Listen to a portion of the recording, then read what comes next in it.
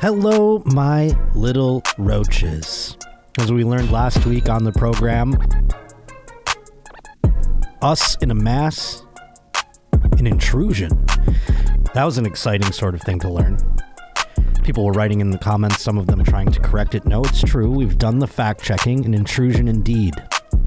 And I want to let you know where we can intrude together down the road here. May 19th, Indianapolis, Helium Comedy Club. I'm coming, and I'm excited. It's going to be my first show back on the road after this little time off.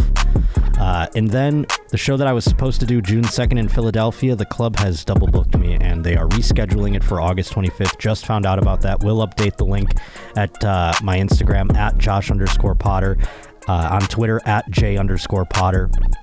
I'm not psyched about that, but it is what it is, and we will definitely be doing it August 25th, Philadelphia. We also have Chicago coming in August. Lots of dates in the summer here.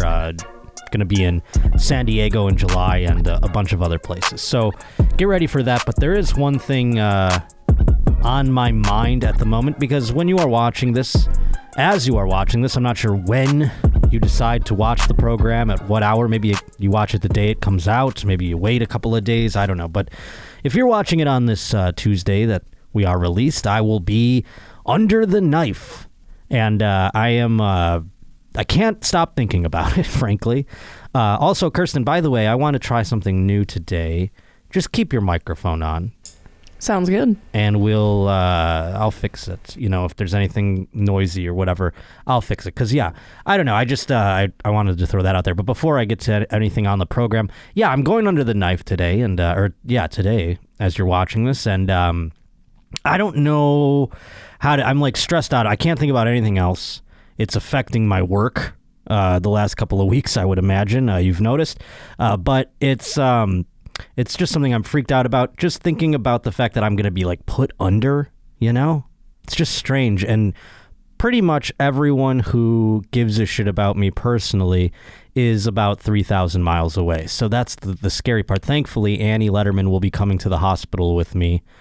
And that should be entertaining in and of itself. And I know, this procedure, it's not like I'm having a fucking heart transplant or anything like that. I'm just, it's pretty basic for the most part. But, I haven't had surgery in my adult life. And it's just getting in my brain a lot. So I'm affected today. Let's just put it that way. Wanted to put that out there, but hopefully everything goes smoothly and I'll be on the mend by the end of the week. And, they say 3 to 6 months recovery altogether, but hopefully it's just nonsense and just an uncomfortable recovery for me where you don't even notice and I can continue, doing the things I love to do and not have it bother me at all. But I I appreciate your patience with me recently. And it's happening and it'll be done. And I can't wait to move on from it. Needless to say, as far as plugs go and things like that, I just want to also reiterate, especially because I'll be laid up for the next couple of days, send all of your fun stuff to joshpottershow@gmail.com, whether it be a roach reporting, something you want me to talk about on the show, maybe just some feedback, whatever it is that you want, joshpottershow@gmail.com. Send it on off. I'd love to hear from you, especially while I'm laid up. I'm going to be reading all of the emails and catching up on past ones in the next couple of days and or weeks. Speaking of emails, I had one here at joshpottershow@gmail.com. This one coming to me by an anonymous person. It says, "Hope you are doing well. I met you at Skankfest Houston and can't wait to see you perform in Vegas." Yes, I'll be at Skankfest in Las Vegas if you are indeed attending that come October. He said, "I have a very similar issue with finishing in bed that you do. I opted to buy an auto blow dick sucking machine to try and resolve it. My thought process was that it would be a stimulation I'm not familiar with, which would help my dumb brain learn to ejaculate from something other than my hand. After a year of this," so he did it for a year, "I found that 2 to 3 days of abstinence makes it way easier. Additionally, having a machine do it means you don't feel bad for a chick and worrying about her feelings. So that must mean, I would gather, Kirsten, he uses the machine with a lady. I was taking it as he's doing it alone, and it means that he doesn't feel as bad because he's not making a girl like wait on him. I guess so, but it just says having a machine do it means you don't feel... Oh, so you mean like he's not even fucking girls anymore. He's just fucking the machine? Yeah, and he doesn't have to feel bad about like a girl, having to wait on him. So this machine is the end-all be-all, is what you're saying, is his point here. Lastly, not using your hands makes you mind much more free to explore what turns you on. I found that getting myself over the edge is about 90% mental. It's embarrassing to admit, but the machine has helped my sex life a lot. Hope this helps. P.S. Don't mention my name. No, I didn't. I'm just a regular guy, is what he said. Here's why I don't think that is for me. And I'll tell you, and maybe you can chime in as a lady's perspective, Kirsten, because I know I've just had this conversation with a woman who also just like, she's had just a rough go when it comes to sex life. And she was like, I don't even like, sex just bothers me. It's like she's got all these other issues with it. And she was telling me how her Hitachi, she's like, why would I need a man when I have this? And I've noticed a lot of women using these Hitachis, and I feel as though these Hitachis are like, they're destroying clits is what's happening here. I mean, I don't know if you've had one or if you've seen one or if you've talked to ladies who have used these. I mean, I've seen them, but I've never had one. And honestly, I think it's just the fact that it plugs straight into the wall. That's kind of scary. Well, now they're battery up. I mean, the old school one was like, yeah, you plug it into the wall and it's like you're using the power source and everything. Like now, I think they're wireless and I think you can like charge them. I think a lot of people had that issue with them. People were using them in the bathtub and shit. I've seen women use it in the bathtub, for the record, the wireless one, which is like dicey to me. I mean, I feel like you're just waiting. It's like dropping a toaster in there. You're going to get all electrocuted and everything. But I feel like it's grinding up clits, Like 10, 20 years down the road, we're going to, women are just going to have these ground up clits. We're never going to find them again.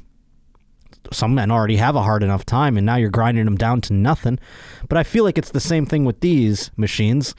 I don't know, a dick sucking machine. I mean, I'd love to just give one a whirl, I suppose, just because I am curious about it. An auto blow dick sucking machine. You know what really I have a problem with when it comes to the machines is when you come inside of them, what do you do with it then? Right? You got to clean it in the dishwasher or something? I mean, what are we talking about here? What kind of maintenance occurs? Have you heard about these things with fleshlights at all? Yeah, I've heard of people using a dishwasher, and I think that is absolutely absurd. Yeah, like they're putting their fucking fleshlight in with their bowls and their plates and everything, unless you're doing a separate cycle, and then it's like you're just wasting water and soap and a detergent thing. I don't know. I don't want my cum flying around with my plates. Am I a prude for thinking that? Also, like, I don't even clean my bongs. I throw them in the garbage. I'm not going to clean my jizz, my dried up jizz out of a fucking device, And I'm not trying to poo-poo. Whatever helps you, helps you. That's great. This is why I haven't explored machines, though. I feel like it would just take me further away from where I'm trying to get, And I have been figuring out that one-night stands are not the ingredient to making this happen. It is going to take a relationship of some kind, and that takes maintenance in its own right. And, like I was talking with this surgery, the only reason I really brought it up because it's just been such a road jam in me progressing my life. This is something I have to do to grow as a person. I have to get this finally done. And I'm happy that I'm finally doing it, and it's happening. I'm scared and all that, which I know is like I'm a big pussy-ass 90s word for being frightened of a surgery. People are like, oh, what a bitch, whatever. That's fine. I am. I'm a huge bitch. But this is the surgery is one step, and as growing as a person, coming is another step, growing as a person. Eventually we're going to, and I want to grow this show. So I have to grow for this show to grow. And that's all happening incrementally. So I appreciate you having your patience with me, and I appreciate this little suggestion. Maybe if I come across one of these auto blow dick sucking machines, maybe, I don't know if there's a particular brand, but if they want to, come on board the old Josh Potter show machine here and advertise, I'll give one a whirl. But yeah, no, the abstinence thing is probably what's helping in addition, the 2 to 3 days of abstinence. And I've done that myself. I know that helps quite a bit. Other places in the news, we have some tough guys in Major League Baseball that I want to get to. Also, before I move on, I want to let you know, coming up here in the news, there's a man on that was on Your Mom's House quite a bit. Or at least we talked about him quite a bit. He wasn't on the show. I think he was on the show one time. He was actually a guest on their show not too long ago. Right, not too long ago. I wasn't there yet, though, then, right? No. We were just looking at his videos while I was there. Andrew Tate. He's been arrested. Not a great guy, turns out. Weird, right? I mean, who would have thunk that? But we'll get to that coming up in the news. But first, let's get to the sports, and I want to play the remixes from Odd Track Numbers. They're so wonderful. And Odd Track Numbers, by the way, providing the music for my Patreon. So kudos to him and thank you. A foreign roach out there, by the way. I love sport.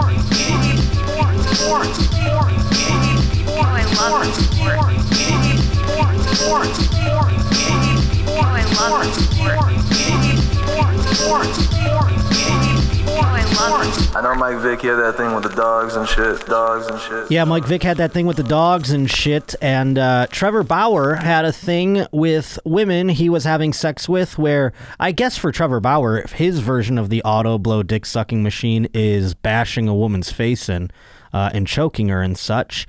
And we've talked about it in the past. If you haven't heard anything about it, I mean, these are sexual partners of his that have accused him of doing things that were not consensual, and then he provided proof that shows that perhaps it was consensual. Despite whether or not it was consensual, it was still brutal as fuck. I mean, these women's faces had bruises. He bashed in her orbital bone, everything like that. Well, finally, there has been some action, and we know that the criminal case has been thrown out, and there are civil cases pending, but Major League Baseball finally has made its penalty known, and that is the fact that Trevor Bauer is suspended for 324 games, basically 2 full seasons. And this is me coming at this from just pure, I'm not defending him, and I'm also not condemning him, because if I'm not, a judge or a jury, I mean, the criminal charges were thrown out. So now it's like, is this guy's just supposed to, never do his job ever again? I guess so. And many people are writing, we should all forget about this guy. He should go off and we should never talk about him again. He's doing a podcast. I mean, he's been very vocal, and he's appealing this suspension as well. And I just think it's interesting because Trevor Bauer, yes, he did the action. Whether consensual or not, he beat the shit out of these people. I would love to talk to him, frankly. I would love to not just shuffle him under the rug. I would love to talk to him and just go, all right. Because here's the thing. I can't even come at it relating. I don't like rough sex. When girls start getting that way, I become a fucking prude-ass 90s word myself. You know what I'm saying? I'm like, choke me. I'm like, can't we cuddle? Can't we just make out? I am not rough sex guy.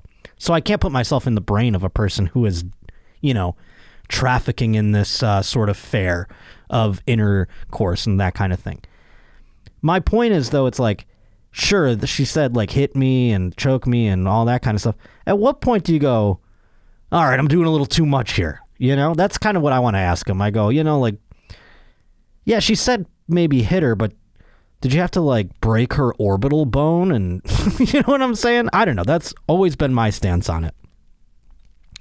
The thing that I, am kind of confused about is Major League Baseball suspending him for 2 full seasons. Meanwhile, there's a few people in Major League Baseball, currently active players, who have had domestic violence charges put up against them. And, the charges weren't dropped, or they were in their case as well. but didn't face nearly as much of a suspension. And again, it's the Ray Rice rule. Roger Goodell was going to give Ray Rice 4 games, and then the video of him beating up his girlfriend in an elevator came to light, leaked out, and then he goes, "Your lifetime ban." And it was because the footage was so damning. Now, Roger Goodell, by the way, had seen that footage before it leaked out to everybody else and goes, 4 games. And then when everyone else saw it, they're like, "Oh my God, this is fucking crazy." He was like, "Huh? Oh, okay, I guess forever? Is that better?"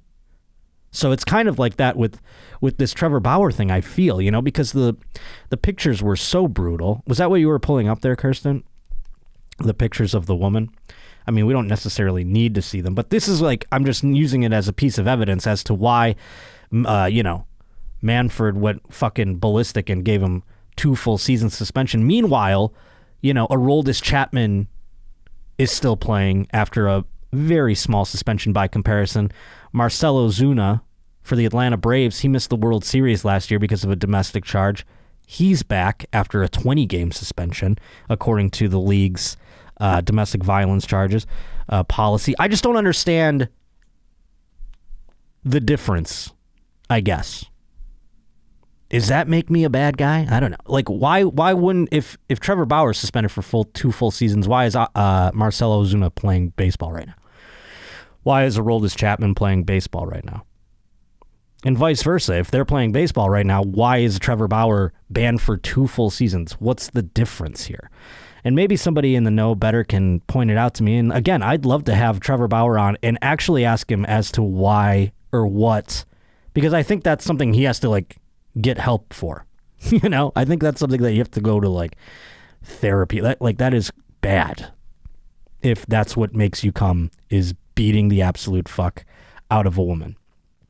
But Marcell Ozuna and Ozzie Albies got into it, and I would have thought, this is what you would hope would happen in a locker room if you came across, if I was working with a guy who beat his wife, I would think that guy was a real piece of shit, and I would lose my mind on him pretty much all the, I would not respect the person, And so Ozzie Albies and Marcell Ozuna had a moment on the base paths that I thought was pretty interesting in this video here. That one got away. There's that short ricochet. Ozuna's got to scramble back to third. Again, it's only 42 feet behind home plate. You've got to be real sure you can make it. And a nice play by Garver to prevent a run for the moment. And now they're yelling at each other. Oh, boy. So they're going back and forth. No. How about you zip it? Oh, boy. Ozuna not having... Look at Albies. What is going on with these guys? How about this? You think they're being serious? You think they're goofing around? So can you pause it for a second? Either way. No, this... So you see Ozzie Albies there. He's saying to Marcell Ozuna, he's like, "You're not even paying attention." The ball went to the backstop, and basically Marcell Ozuna could have run home and got a run, but he was not paying attention or being kind of and you see Ozzie Albies standing there. He's like, "You're just standing there and then you're like, "Oh, okay." He's like, "Pay fucking attention," is what he's telling him, basically. I'd like to, in my mind, hope that Ozzie Albies is reprimanding him for other things as well. He's like, "Oh, you're going to beat your wife? He's like, I bet if your wife was at home plate, you would have raced there to smack her." I want to hope in my brain that he's doing that kind of thing and standing up for what's righteous in this sort of clip here. But it is funny to see Marcell Ozuna get taken to task for something on baseball terms. But you wonder how much of it boils over. Do they really like each other? That kind of thing. But again, it is just, I'm curious as to what the difference is. And maybe I can get Trevor Bauer on this program. I have been always reaching out. I know that might make me look shitty or whatever if I have Trevor Bauer on, but if I had him on, I would ask him those questions. What's the deal here? I get it, consensual. I'm going to go with this under the guise that it was completely consensual. Still, what made you take it to that level, And how often do you do that kind of thing? Who's a real tough guy in Major League Baseball? Pete Alonso. This is a guy who wouldn't punch a woman, but let's see. He's talking about, because this is during the Mets-Cardinals series a couple of weeks ago, there was a bench-clearing brawl where men were fighting with each other, and that's always fun.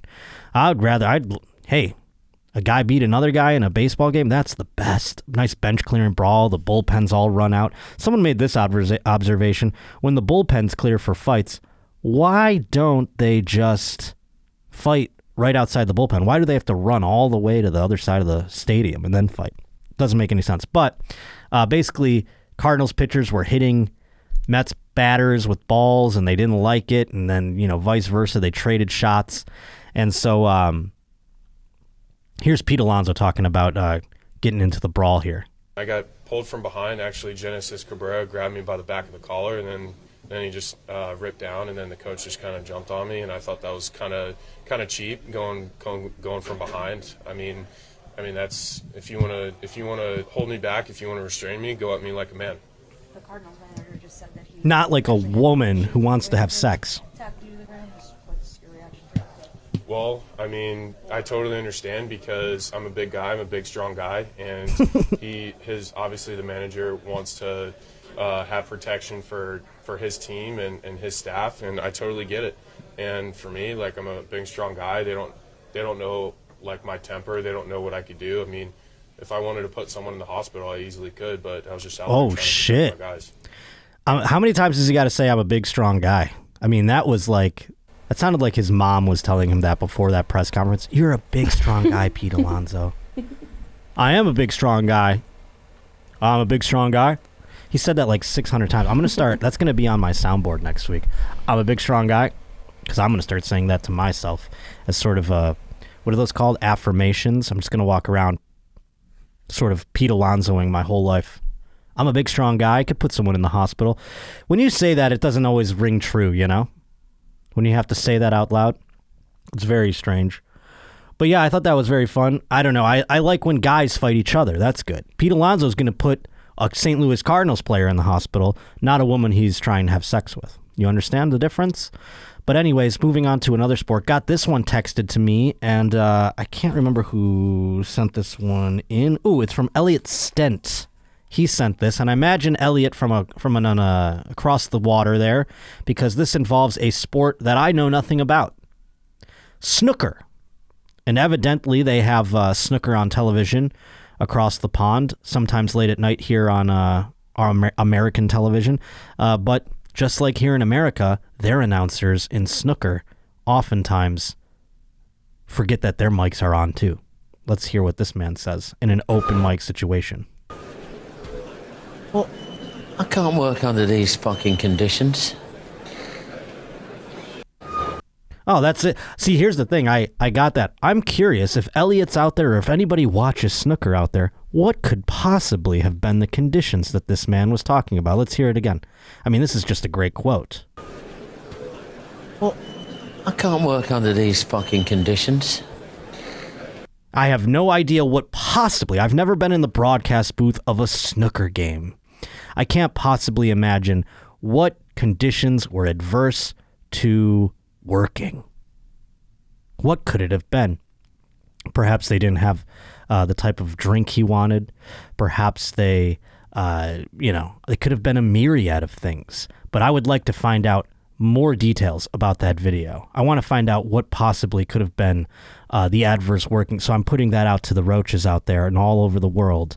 If you saw this snooker broadcaster, if you know anything about this man, joshpottershow@gmail.com. I want to find out what he was bitching about to the point where it went out over an open microphone. And also, I think he could have very well, if we had a longer clip, we could find out if, in fact, he knew the microphone was on or not. Sometimes broadcasters don't give a shit when the microphone is on. They're like, I'm going to just say this because everyone needs to know the adverse conditions that I'm facing. I was reading this little story. According to new data from TicketSource, Dallas Cowboys fans outpace the rest of competition with the most tattoos of their team on their bodies. And I thought about that for a second. I go, wow, that's something to brag about. The information from TicketSource took into account Google search data and Instagram hashtags to determine which NFL, MLB, and NBA and NHL teams have been the most tattooed by their fans. Dallas leads the way with 38 34,200 Google searches related to team-specific tattoos. The only team in 4 leagues that even comes close to the fanaticism of Cowboys fans is that of the Bills Mafia. Buffalo Bills fans place second with 34,300 team-specific searches for tattoos on Google. The Chicago Bulls were up there as well, and the Atlanta Braves were the top baseball team. No NHL team cracked the top 10. Wow, that makes sense. But here's what I was concerned about. I think the Bills should take this trophy. Because how many Dallas Cowboys tattoos are just fucking stars? Right? It's just a fucking star.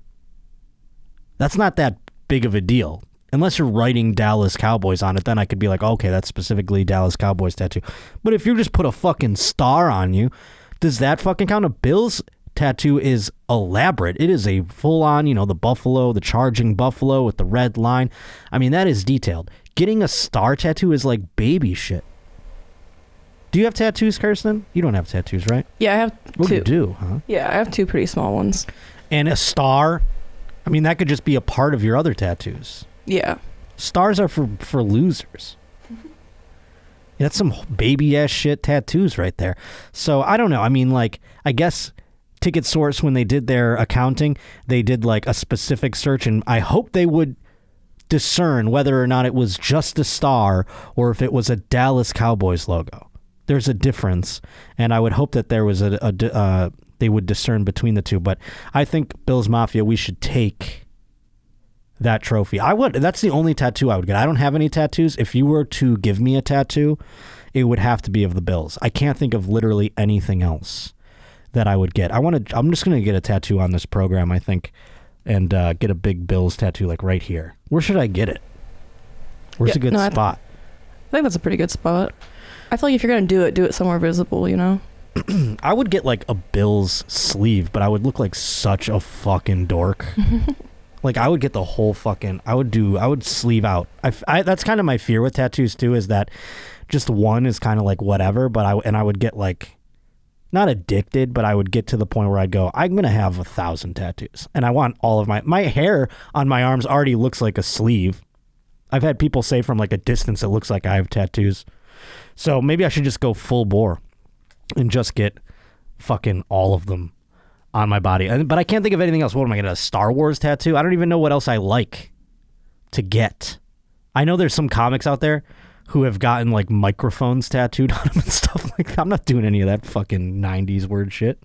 That's stupid. Today's Josh Potter Show is brought to us by HelloFresh. And with HelloFresh, I'm telling you, man, it makes me look like I'm a chef. But thankfully, HelloFresh has their own chefs to help make it look like that. Let me explain. You see, HelloFresh, you get farm fresh, pre-portioned ingredients and seasonal recipes delivered right to your doorstep. That means you're skipping trips to the grocery store, you're skipping trips to the recipe book, looking online, going like, what do I want to make? How much is that? And how much per portions do I need? They are taking care of all of that for you. Count on HelloFresh to make home cooking easy, fun, and it's affordable. That's why it's America's #1 meal kit, my friend.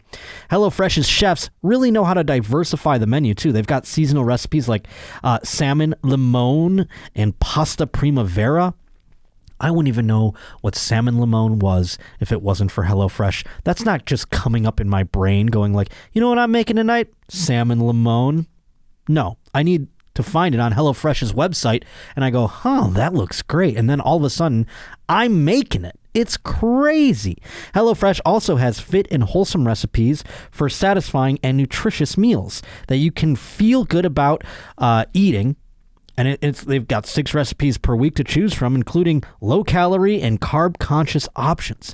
So you can feel great about what you're eating as well as feel good about preparing it and everything like that. So go to HelloFresh.com/JoshPotter16. Use code JoshPotter16 for up to 16 free meals and 3 free gifts. Again, HelloFresh.com/JoshPotter16. Use code JoshPotter16 for up to 16 free meals and 3 free gifts. It's America's #1 meal kit, HelloFresh. But let's get to the news, shall we? We have some fun stories that were brought to our attention by Roach reporters out there, including one about Andrew Tate. I want to read about what he got arrested for. I'd imagine, this is me looking at it cold. I just saw that he was arrested. I'd imagine it has something to do with a woman.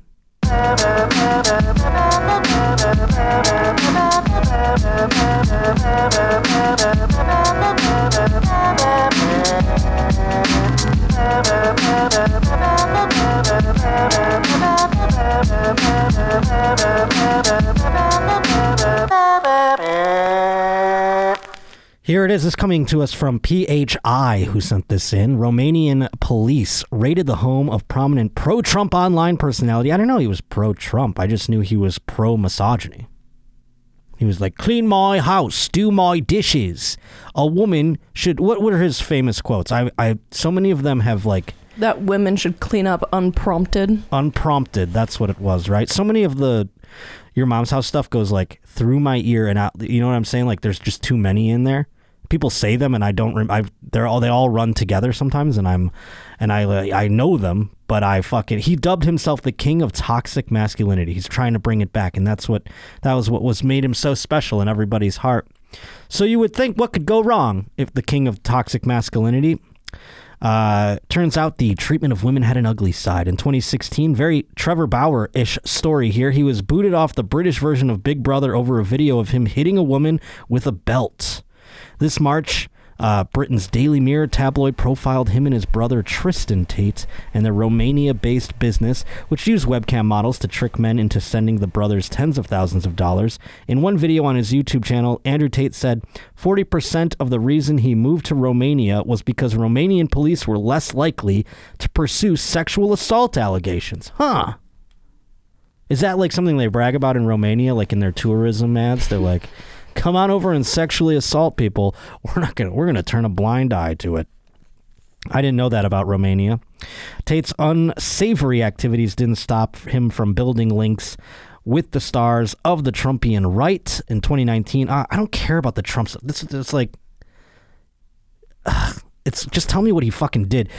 And they just have to bring it back to Trump. So fucking stupid. It has nothing to do with it. Just talk about fucking. He beat up a woman. Like, can't we just leave it at that? We have to talk about... And he also voted a particular way. What are we talking about here? A Romanian newspaper reported that the raid was sparked over reports that an American woman was being held captive at the Tate house. Police found both the American and the Romanian woman... an American and a Romanian woman, in the building during the raid, according to the report. In a statement on the raid, the Daily Beast, a U.S. State Department spokesperson, alluded to a reported abduction of an American citizen, but declined to comment further. That's where it gets hinky. I bet the Romanian woman the Romanian police were like, oh, there's a Romanian woman getting slapped around there? That's fine. We don't really give a shit about that. And then they're like, oh, there's an American, like, they're worried the embassy's going to come after them. And they're like, you can't beat up American women. That makes us look like shit.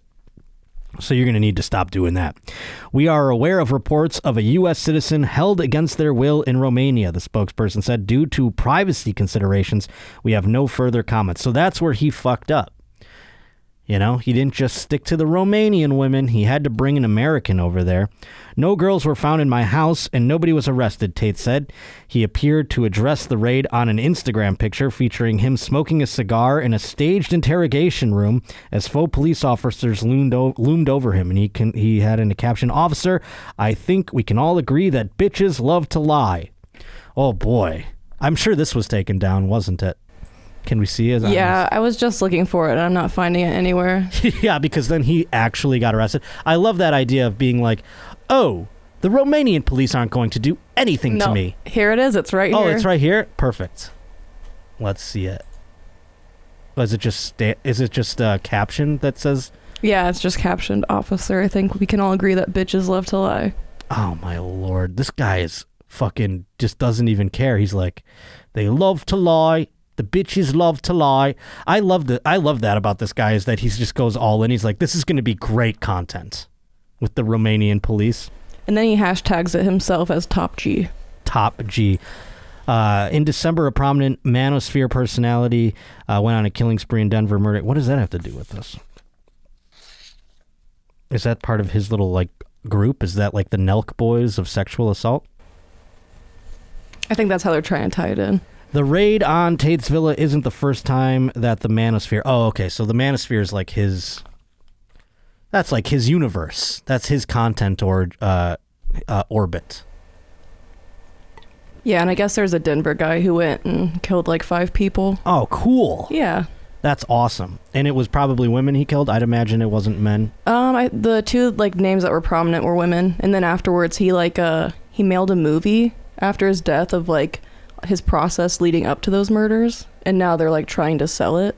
Ooh. So it's called War Horse, I believe. Not trying to plug it, but I was reading about this after this article. So he like got a picture deal off of his murder? Yeah, and actually I'm not sure if he's still alive, like if he killed himself after this, but... Well, why would you... It seems like things are progressing here and moving up. Why would you kill yourself? Interesting. The Manosphere. We got to get this podcast on that network. And then I can I could be like... They'll be like, hey, Josh, where do you stand on choking during sex? I'll be like, I don't like it. They'll be like, you're kicked out of the Manosphere. You got to go to the 90s Wordosphere. This one sent to me by Jefferson Nally. Let's talk about... Let's discuss a woman who is not getting beat up. What do you say? I mean, this woman here, though. She's right down the road here. Simi Valley, California. Unfortunately... This woman, 25 years old, Kelly Bauers, has passed away from injuries sustained while attempting to catch a sword in her vagina. That's tough. The pointy part? I mean, obviously that's what happened. The pointy part went in. But was that what she was attempting to catch? That's what I'm trying to find out. Or was it that she was trying to get the handle of the sword to land in so that it was like sticking straight up, you know?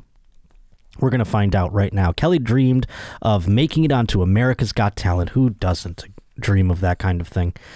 She was honing her craft and getting ready to send in her audition tape when this accident occurred. Kelly worked her Kegel muscles out incredibly hard so she could stop that sword in a split second with her powerful vaginal walls. I mean, stop which part of it? Again, the handle, or are we talking the blade? Because either way, the blade is sharp. It's going to go through your vaginal. You could clinch that shit up so that it's sealed perfectly tight. Like a fucking... Like it's the door in Stranger Things. You could seal that up all the way, but this sword is going to, if it lands on you, it's going to go straight down. Kelly, during her set, Kelly would throw a sword in the air and point her vagina to the sky so that she could catch the sword on the way down. Kegel muscles relaxed, the sword would slide right in, and when she contracted them, the sword would stay in place, saving her internal organs from disaster. Yeah, but like, what about slicing up your vaginal walls? Yeah. Like, I would get it if it was like a pencil. A pencil, I'd go, that makes sense. I can understand a pencil. A sword, are we talking like a giant, like a sword that the Mountain would use on Game of Thrones? Or are we talking like a tiny little needle sword? It looks like that's the sword right there. I don't know. This is the picture they put next to her face. I really hope not.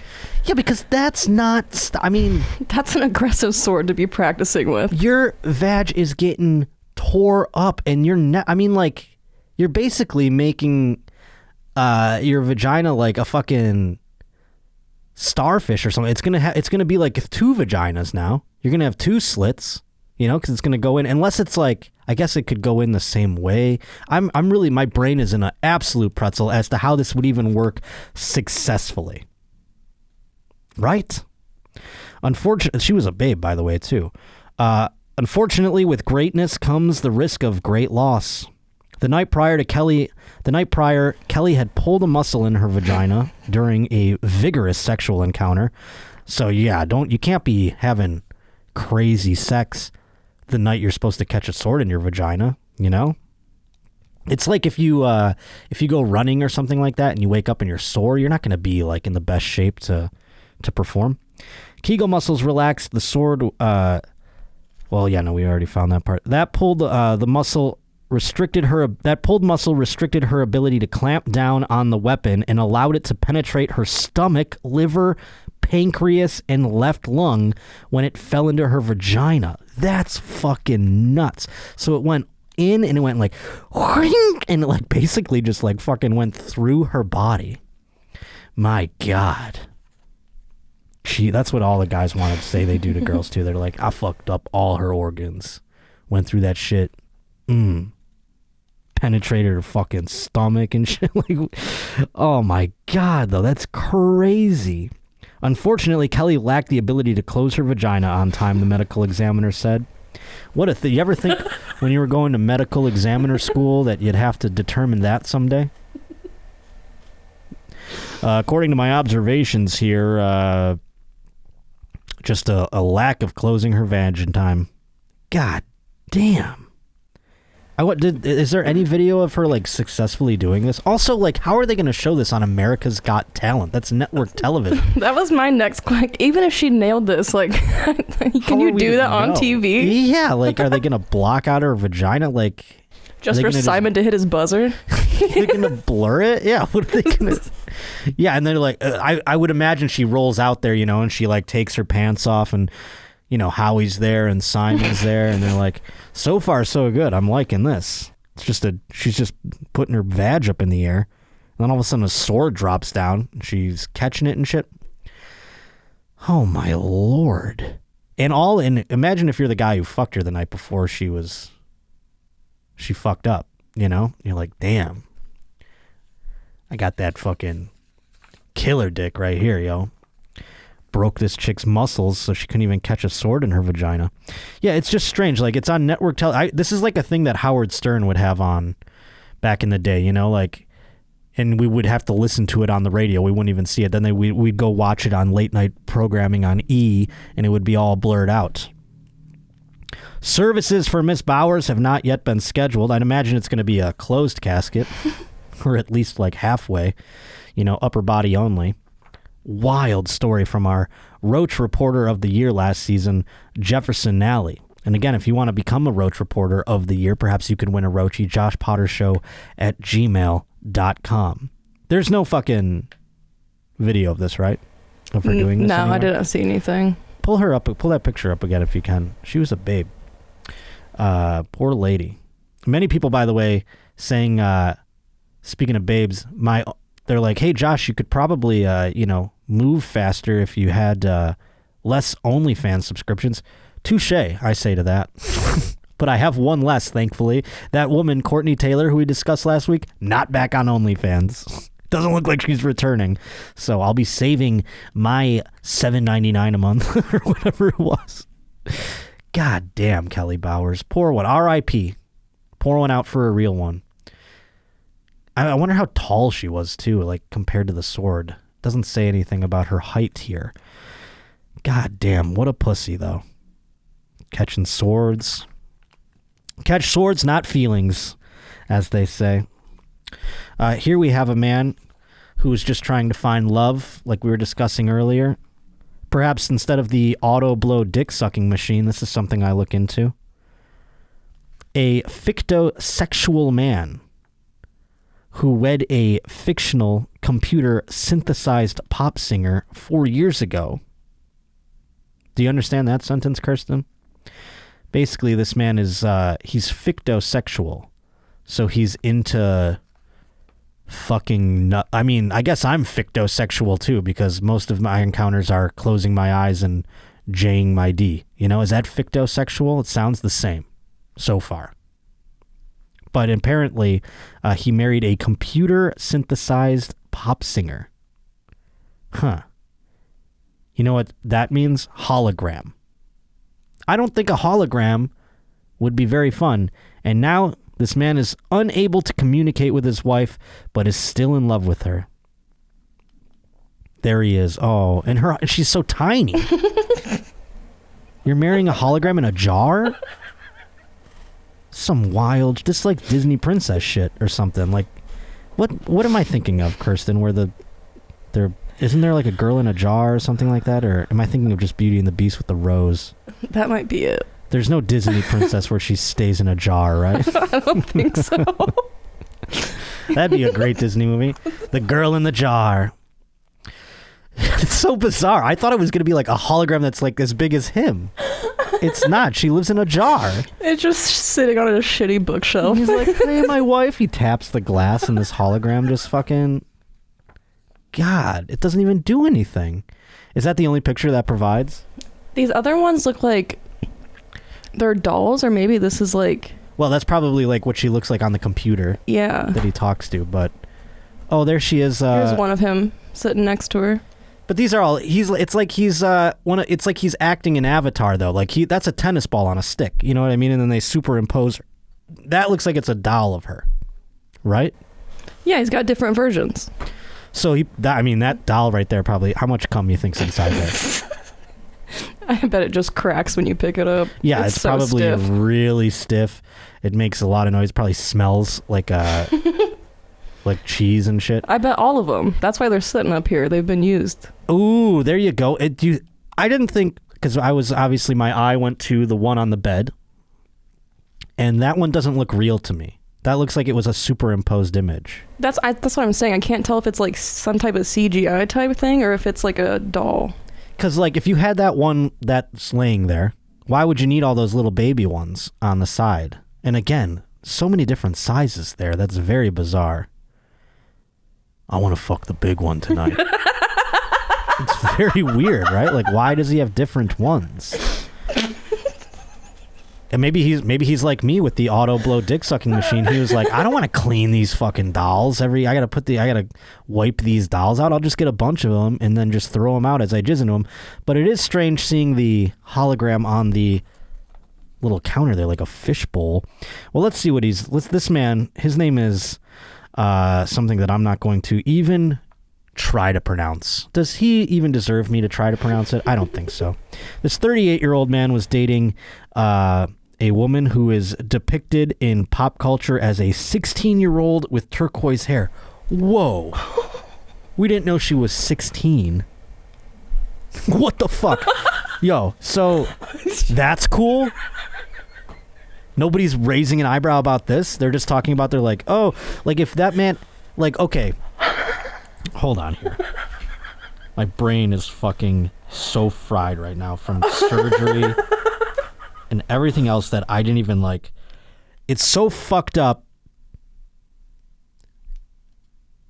Arrest the man. This man should be in jail. He should be fucking arrested. But anyway, we're just going to talk about him like it's nothing weird.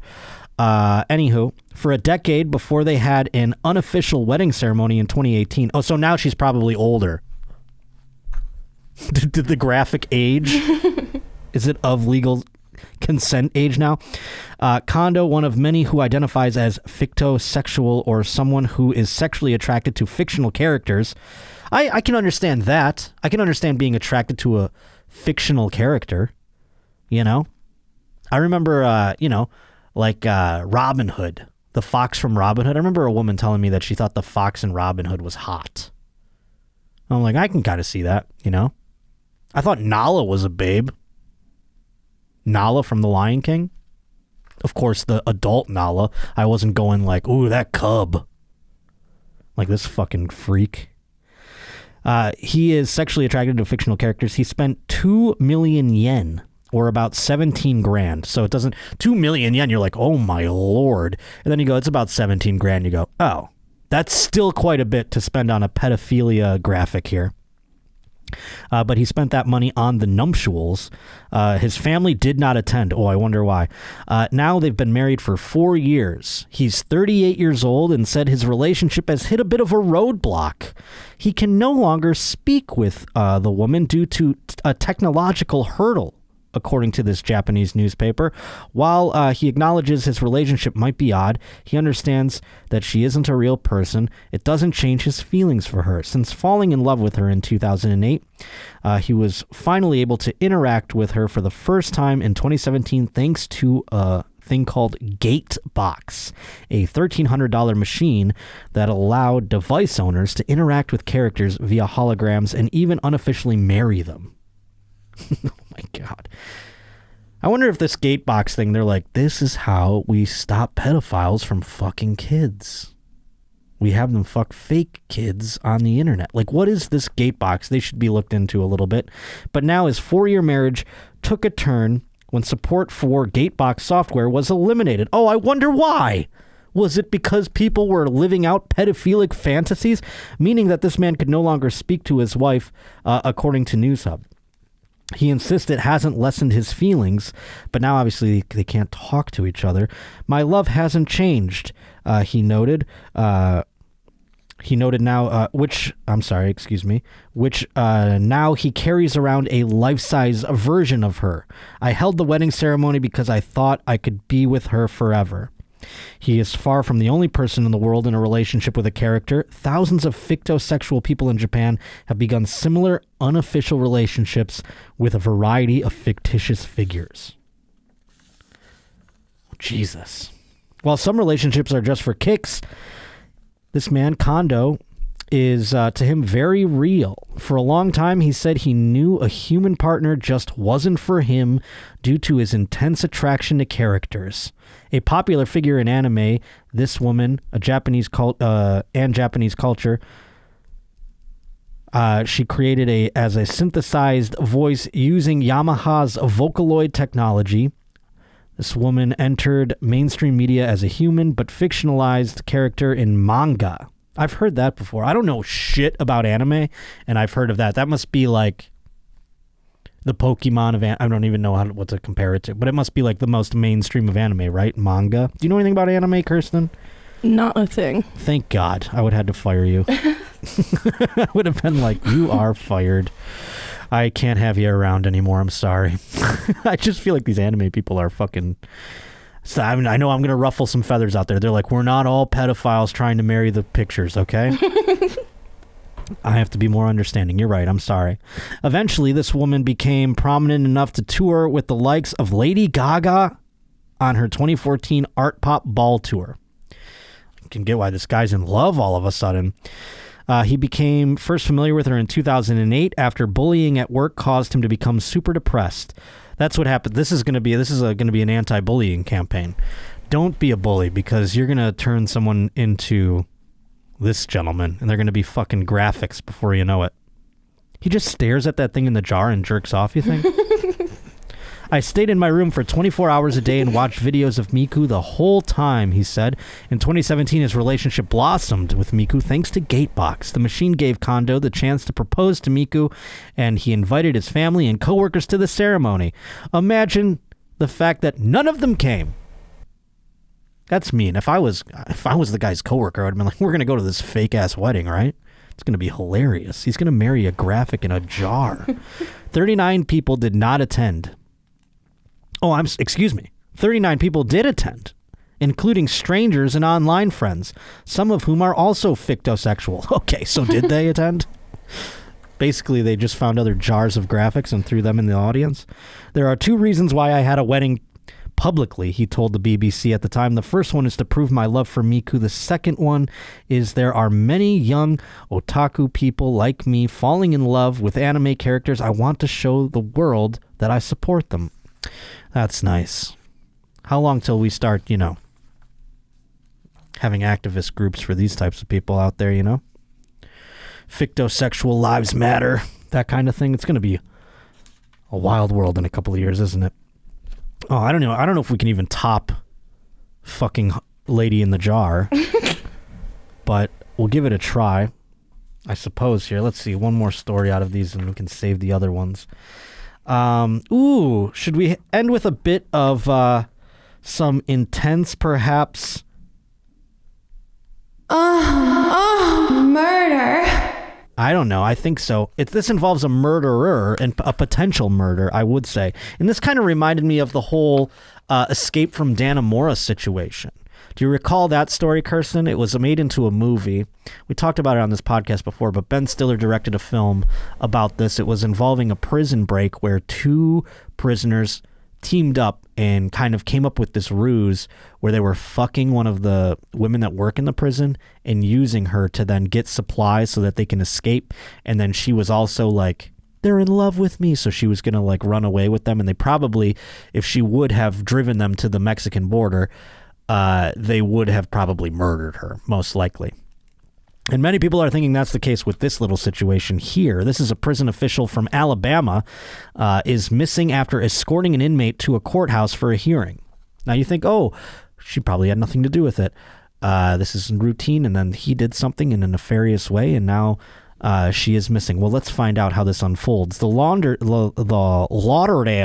County Sheriff's Office said in a Facebook post Saturday that Assistant Director of Corrections Vicky White disappeared while escorting an inmate being held on capital murder charges. The inmate is also missing. On Saturday morning, Sheriff Rick Singleton confirmed the Alabama Law Enforcement Agency, FBI, and U.S. Marshals are assisting in the investigation. This woman, 56, who's been with the department for 16 years, left the detention center with the inmate, Casey White, on Friday morning, and neither has been seen since. The pair are not related. Their last names are both White, which made me go, ooh, not related. Evidently, common name, White. The vehicle they were traveling in when they left the detention center was discovered at a nearby shopping center parking lot, according to the sheriff's office. The gentleman, 38 years old, was being held on capital murder charges in the 2015 death of Connie Ridgway. He confessed to the slaying in 2020 and went to state prison, or while in state prison, for other crimes. I am having a hard time reading today. At the news conference Friday, Singleton said Vicky White, armed with a 9mm, left the detention center with the inmate around 9:41 a.m., headed to the courthouse for what she said was a mental health evaluation. She was alone with the inmate, which the sheriff said was in direct violation of department policy. He also said that there was no mental health evaluation for the inmate scheduled at the courthouse. She also told co-workers that she had a doctor's appointment scheduled, which was confirmed, but the office said the deputy never showed up for the old doctor's appointment. So you got to start wondering what's going on here. Was she like coerced because he was like, I'll fucking kill you if you don't help me out? Like something going on there? Or were they fucking? Now, the woman was 56. The man was 38. Perhaps, she's been in this job. It's been a dead-end job for 16 years. She's in this courthouse, walking people. A jail is not a fun place to work, I would imagine, especially for a woman, marching inmates back and forth and things like that. Every now and then, one of them shows you a little attention. You're like, ooh, la la, maybe Stella's still got it, that kind of thing. So let's see what happens as we move on here, if there are any indications of that. Officials said no one realized the two were missing until 3:30 p.m. on Friday. This seems like a really weird prison where they're like, they're missing, huh? No one had any idea. Singleton said his department was aggressively investigating the incident and would be looking into previous interaction between the two to see if something else was going on. I mean, if they didn't even notice they were missing until 3:30 p.m. after like hours and hours, they probably are really bad at like figuring out if they've been fucking this whole time. You know what I mean? They can't even keep track of where the prisoners are, let alone if they're fucking the people that work there. I would imagine. That's all I'm saying. Singleton said his department was shocked that it was obviously a possibility that the corrections officer helped him escape. Singleton told news outlets that Vicky White had turned in her retirement papers the day before she went missing. I'm telling you, dude, this is Escape at Dannemora all over again. This guy is spinning love spells into her ear, telling her how wonderful she is, how we can get out of this life together, and we can just run away from it all. And, they do say, regardless of her involvement, the sheriff acknowledged she could very well be in danger because probably he's going to use her to escape and then kill her. That's what I don't understand. These women, they do enough to get to the positions they're in, working at a jail. This woman was a corrections officer, for Christ's sake. That's not like easy. I mean, you got to take a civil service exam, I would imagine, or something like that. I would imagine it's not like the easiest job to procure. And, here she is being able to be manipulated by a prisoner to the point of which she helps him escape, thinking that they're going to, like, run away and live in Mexico together. I don't know. What is the end game for some of these people? I wonder, like, yeah, sure, we escape, but then what? Like, when can I just, like, watch Netflix and not think about the looming possibility that we are caught? You know what I mean? I never understand the whole ruse here, but chances are, and I'm going to keep my ear to the ground here, and I don't remember, let me see who, I looked at it real quick. This was sent in by, but I found this one myself because I am curious. I'm going to keep my eye and ear to the ground, and I'm going to find out if, in fact, these two were fucking. I need to know. They did just they issued a warrant for her arrest today. Oh, well, yeah, of course. I mean, they're trying to find her, and she probably had. Did it say why? Was there things that came out that say? They just said we know she participated, and whether she did it willingly or she was coerced. Then I see. Either way, she helped. So well, I mean, if probably she just a helped way to get her there back. was like either way, a gun to her head or something. Yeah, yeah. Coerced, though, like you said, coerced by the pee-pee. Coerced by penis. I can't wait to find out. So I'm going to keep my eyes and ears peeled. He managed to get out. I mean, I can't. This prison needs to have like a sort of an investigation put onto it. And I don't know if it's like a private prison or a state prison. It didn't really articulate in that article, and I guess I could have looked it up. But if it's a private prison and they have this many blind spots, my lord, I think we need to take a look at the privatized prison system for even more reasons. I mean, they're just like, whatever. I mean, it goes against... how many things went against policy there? But I do want to find out if they were fucking, because that is always... It's a tale as old as time here on the Josh Potter Show and in prison and things like that. But I want to let you know once again, the Philadelphia date that I had scheduled moved, and the club double booked it up. And now it's on August 25th instead of June 2nd. So if you bought tickets already, the club is honoring those. They're just moving it to August 22nd. I'll have a new link up very soon over on my Instagram at Josh_Potter and on my Twitter at J_Potter. Please continue to subscribe, rate, review the podcast. I appreciate it very much. I love you all so much. You have no idea. Each and every roach out there, whether you are an intrusion or just on your lonesome. I love you all very much, and I will see you next Tuesday. I will. Despite the surgery. We'll see how I feel. Might have to bring in some other guns to help me get through the next program. This one was a little tough, as I've got things poked around in my back for the pre-procedure today. But nevertheless, I appreciate you joining me. I love you so much. Like I said, please continue to rate, review, subscribe. The Patreon is available, patreon.com/The Josh Potter Show. Potter and Bergman firing on all cylinders. The only Patreon that pays for itself. The gambling picks have been on fire. I've been on fire. I'm paying for my surgery copay with gambling winnings. I'm pretty stoked about it. Nevertheless, though, thank you so much for joining us. I love you very much, and I will see you next Tuesday on The Josh Potter Show.